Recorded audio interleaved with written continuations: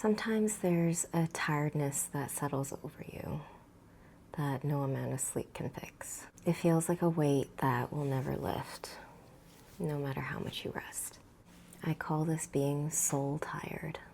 If that's you today, I want to share something with you. I wanted a drink the other day.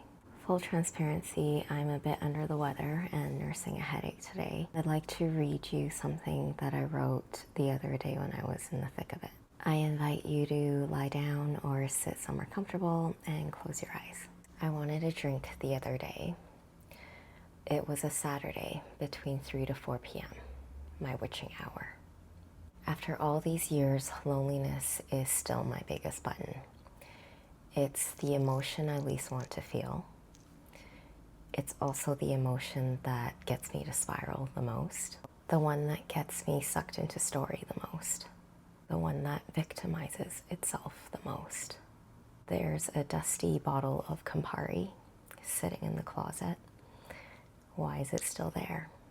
Is it to tell myself that I can resist temptation?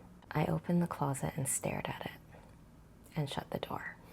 Drank a huge glass of water, took Luna out for a walk and looked at the trees a little bit more than usual. Listened to sad songs and laid on the couch after as the sad songs continued. And Luna laid down next to me and spent the rest of the evening there like she knew. I eventually blanket burritoed and ate and watched an animated film and laughed. Then I texted a friend and told them I'd been thinking about drinking. And they replied, "On my way home, we'll video call you in half an hour." They called, we talked, I cried, laughed more. Things were put into perspective. I hung up and went to bed. My sleep was disjointed, but when I got up in the morning, I felt 100 pounds lighter. The feelings had passed. The urge had passed. I think we all have moments when we feel like everything's closing in, that it's too much to bear, that we're alone. In these moments, I know where my mind goes. I've watched it for long enough. And because of this, I also know that 99% of what it's telling me isn't true. I'm too zoomed in. I'm looking at a pixel instead of the whole screen. I'm looking at the bark of a tree instead of the whole forest.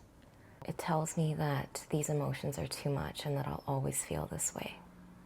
Hit the eject button, drink the drink down, let the warmth burn away all the worries and troubles and desires.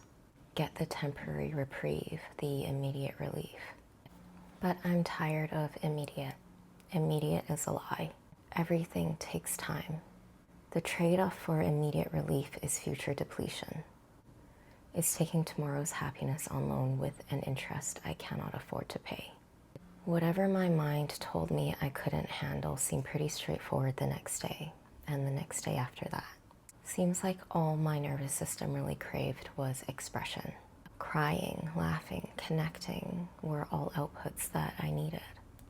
I love the Ram Dass quote, "You don't need loneliness because you are never alone." I remind myself of it when I get too in my head about things. It makes me tell someone I'm struggling rather than listening to the voice that says I'd be bothering them. Patterns don't scare me anymore. They don't feel uncontrollable anymore.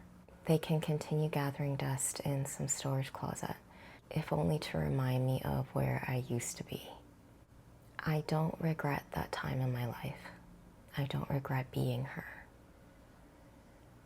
I'm happy with where we are now.